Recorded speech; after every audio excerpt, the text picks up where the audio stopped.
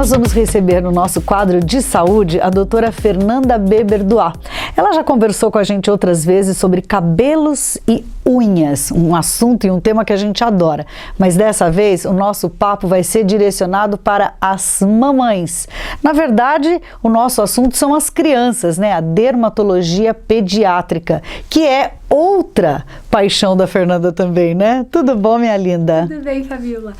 Então, eu adoro cabelo e unha, mas as crianças também são uma maravilha, assim, é uma delícia trabalhar com crianças e realmente a pele das crianças merece uma atenção especial por algumas características próprias que elas têm. Eu acho que, assim, gera uma certa insegurança, né? Mamães de primeira viagem, principalmente, né? A criançada, a gente sempre fica pensando em utilizar remedinhos de vovós, né? Aquela coisa de, passa pomadinha tal, faz um negocinho tal. Eu acho que na área de dermatologia a gente deve ver muito mais isso com frequência, né? Porque a pele das crianças é uma pele muito sensível, né?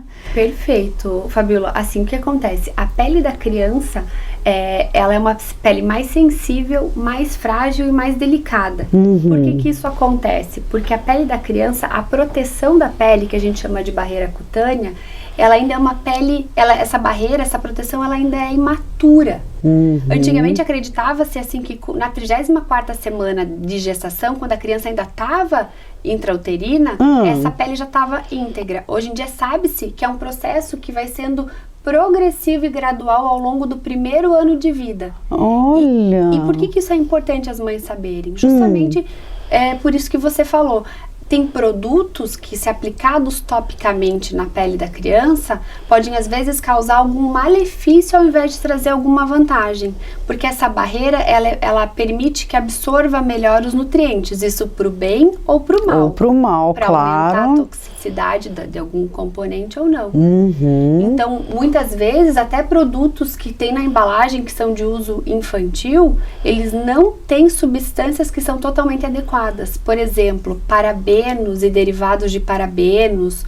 Que serviriam para quê, por exemplo? Qual uma queixa? Para diversas coisas. Por exemplo, ressecamento da pele da criança. Que isso pode indicar uma doença, por exemplo, chamada dermatite atópica. Tá. A gente tem que ter alguns cuidados com essa pele. E esses cuidados incluem, por exemplo, um hidratante. Então, é bom que esse hidratante não tenha certas substâncias que possam ter um potencial de causar alergia na criança.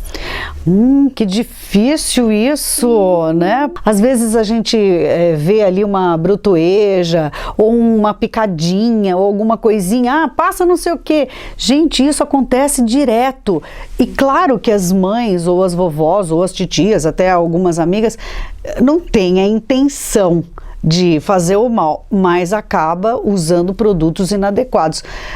Claro que a gente não vai falar de produtos adequados, mas para tudo tem um específico, né, Fernanda? Sim, o ideal, quando a gente vai fazer a avaliação da pele do bebê, a gente vai avaliar, então, qual é a textura da pele do bebê, qual é a pigmentação que ele tem, se ele tem uma pele clara, que tem propensão a ter certas doenças, se a pele é mais escura, para poder escolher os produtos específicos que vão ser utilizados nessa criança. Só que uma coisa importante que todas as mães já podem e já devem fazer são cuidados básicos. E nesses cuidados básicos, o pilar dele é em relação à higiene da criança, principalmente nesse primeiro ano de vida. Daí aqui os brasileiros é o contrário, assim, a gente tem que chamar a atenção para tomar menos banho. Menos banho.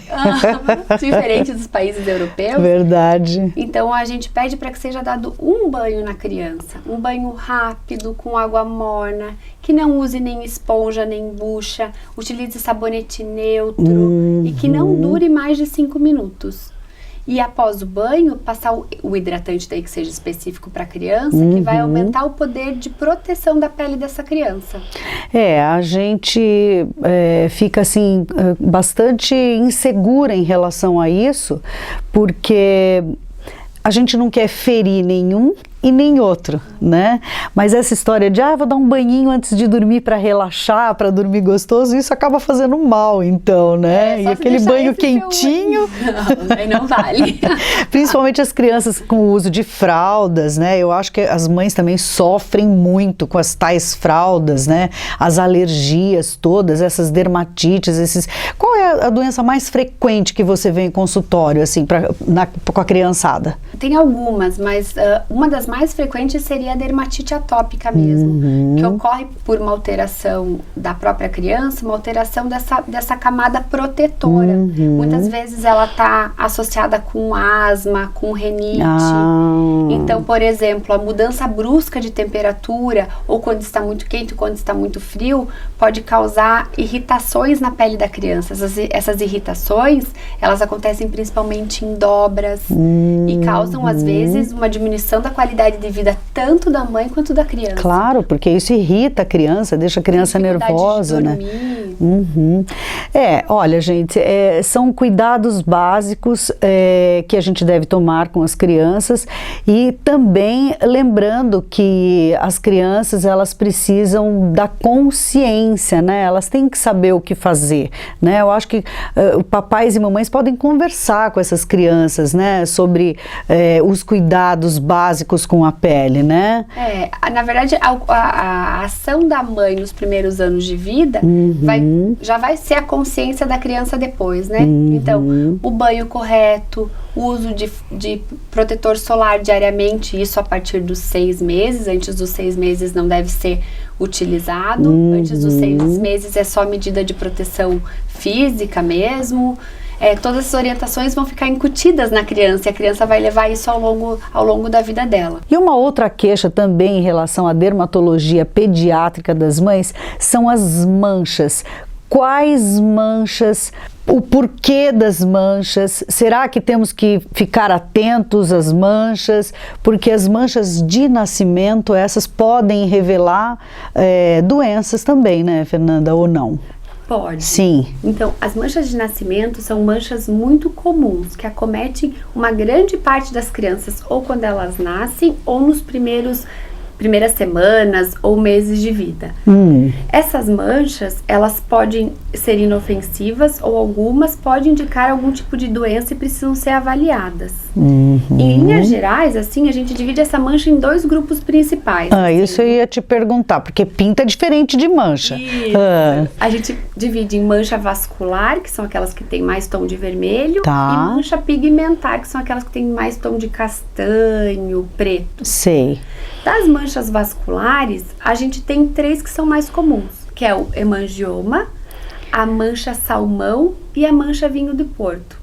O hemangioma e a mancha salmão são manchas que tendem a regredir. A mancha salmão, ela é carinhosamente chamada de beijo do anjo, porque ela comete pálpebra e aqui a região glabelar, ou bico da cegonha, porque ela comete aqui a região da nuca. E ela tende a desaparecer no primeiro ano. Os hemangiomas, eles demoram um pouquinho mais para desaparecer, mas eles também desaparecem. 90% dos hemangiomas com 10 anos de idade não vai ter mais nenhuma lesão no local. Por isso que a gente não trata e a gente não se preocupa do ponto de vista de doença com elas. Mas a mancha vinho do Porto, que é uma mancha de tonalidade vinhosa, escura, que acomete principalmente face e pescoço de criança, pode indicar glaucoma, se ela cometer a região periocular, ou pode indicar uma síndrome. Então, essa precisa ser avaliada. Então, a gente tem 3 mais comuns, dessas 2, elas são benignas, mas uma precisa ter uma avaliação mais detalhada. Já em relação às manchas pigmentares, a gente tem 3 que são mais comuns. A primeira seria os nevos ou as pintinhas, que boa parte das pessoas tem, que elas também não vão indicar nada mais grave, mas que se elas forem grandes ou gigantes, podem malignizar. Então precisa de um acompanhamento seriado e às vezes até excisão cirúrgica. Além disso, a gente tem as manchas café com leite. As manchas café com leite são bonitinhas porque, como o próprio nome diz, elas parecem um pinguinho mesmo de café com leite. Elas não desaparecem e elas são inofensivas. Só que se a criança tiver 6 ou mais dessas, também pode indicar uma doença chamada neurofibromatose, que pode fazer acometimento ocular, ósseo, neurológico, pode influenciar no aprendizado da criança. Então, que a gente também precisa daí investigar se ela tiver 6 ou mais manchas. Nossa, Fernanda, a gente nem imagina tudo isso, né? É bastante coisa. A última, assim, da pigmentar mais frequente é aquela mancha mongólica, que é aquela mancha acinzentada, azulada, que dá acima da bundinha do neném, quem tem mais uma pele com mais escurinha ou asiática. Essa mancha também é benigna, não precisa se preocupar. Ela demora para desaparecer, mas ela vai desaparecer também. Mas o ideal é sempre pegar o seu bebezinho e levar para saber qual que é, né? Eu acho que essas conclusões quem tem que tirar são vocês, médicos, né? A gente esclarece, a gente dá essa dica e muitas vezes as crianças, as mamães não sabem que existe a especialidade, né? Que é a dermatologia pediátrica, que né, bem específica para tratar da pele mesmo dos bebês e das crianças. Por isso que a gente te trouxe aqui, para a gente bater esse papo, e a gente agradece a tua participação no nosso programa. Sempre é enriquecedor bater esse papo contigo, Fernanda. Obrigada, Fabíola, prazer é meu. Obrigadão. Batemos um papo com a doutora Fernanda Beber-Duá, ela que é dermatologista, adora tratar cabelos e unhas e pele, mas também tem essa especialidade que é a dermatologia pediátrica.